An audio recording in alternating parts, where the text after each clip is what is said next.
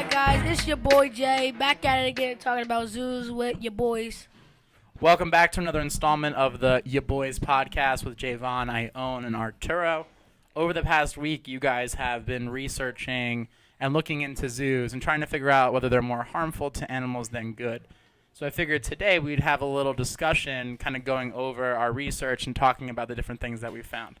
So to start off, why don't you guys talk about your first experience visiting zoos? Why don't we start with you, Arturo? My first time going to the zoo was going to the Turtleback Zoo. It was cool, amazing, because I saw my favorite animal, the lion and the tiger. And I feel bad because they were trapped in these cages with no space to move around.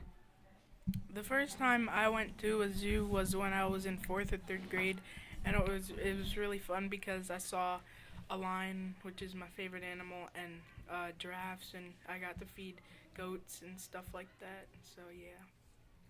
So the first time I went to the zoo when I was 4 or 3, because it was like the best time experience because I got to go see animals live instead of in like TV shows.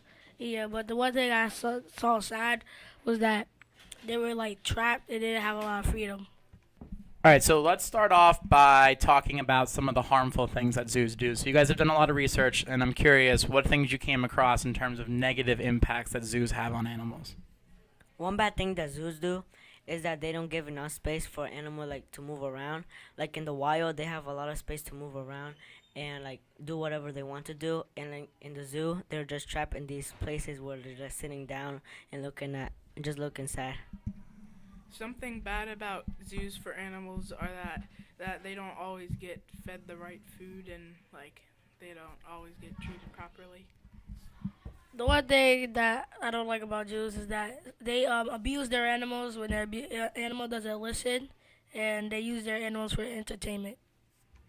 All right, so if these zoos are around, though, it can't all be negative things. So were there any positive things that you guys came across? One positive thing that the zoos can do is that they could save animals that are sick or hurt in the wild. Another positive thing about zoos are that they give the chance for animals to not get in fights in the wild, and they're safer in the zoos. A positive thing about zoos is that they keep animals from going extinct. What do you mean by they stop animals from going extinct? They rescue animals and they let the animals reproduce. It's like family pack. Oh, okay, so keep the population intact. Yes. All right, so let's answer the question that we kind of have been researching this whole week. Are zoos more harmful than good? You guys have laid out the positives. You've laid out some of the negatives. So are zoos more harmful than good, Arturo? I think the zoos are more harmful than good because they don't treat the animals the way they are supposed to be treated. Ione, what do you think? I think zoos are more harmful for animals than good because most animals live longer in the wild than in zoos. For example, an elephant will live much longer in the wild than in zoos. JJ, what do you think about that? I think zoos do more harm than good because some zoos abuse their animals when their animals don't listen, and they use their animals for entertainment. Thank you for listening to your boys podcast. Make sure you stay tuned for next week.